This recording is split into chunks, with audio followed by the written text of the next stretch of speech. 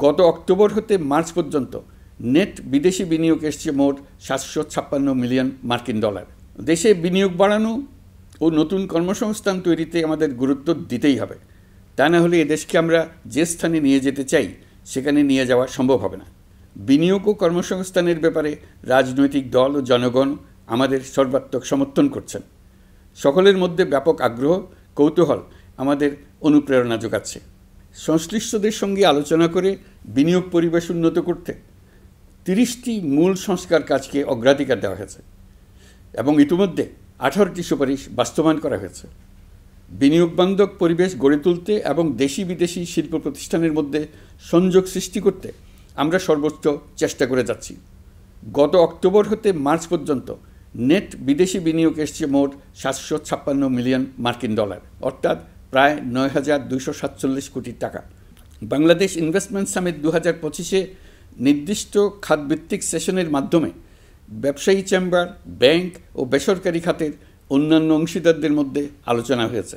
Investment সামিটে বিদেশি বিনিয়োগকারীরা ও রাজনৈতিক দলগুলোর মধ্যেও আলোচনার জন্য আলাদা ব্যবস্থা রাখা হয়েছিল, যাতে করে পরবর্তীতে যে দলই ক্ষমতায় আসুক না কেন তারা যেন বিনিয়োগ বান্ধব বাংলাদেশ গড়তে নিজেদের প্রতিশ্রুতির কথা জানাতে পারেন। সম্প্রতি চীনের বাণিজ্যমন্ত্রী চীনের 100টি কোম্পানির প্রায় 150 বিনিয়োগকারী ও ব্যবসায়ী নিয়ে বাংলাদেশে এসছেন।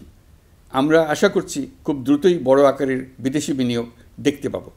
সম্প্রতি আমি চীন, কাতার, জাপান সহ কয়েকটি দেশ সফর করেছি। এসব সফরেও বিভিন্ন বৈঠকে বাংলাদেশের অর্থনৈতিক সম্ভাবনা অগ্রগতির কথা তুলে ধরেছে। দ্বিপাক্ষিক বাণিজ্য বিনিয়োগের বিষয়ে ফলপ্রসূ আলোচনা হয়েছে। আরও বেশি সংখ্যক বাংলাদেশি যাতে বিদেশে কর্মসংস্থানের সুযোগ পায় সে চেষ্টা করেছি। বাংলাদেশে কাতারি বিনিয়োগকারীদের জন্য একটি বিশেষ অর্থনৈতিক অঞ্চল গড়ে তোলার বিষয়ে আমাদের মধ্যে আলোচনা হয়েছে।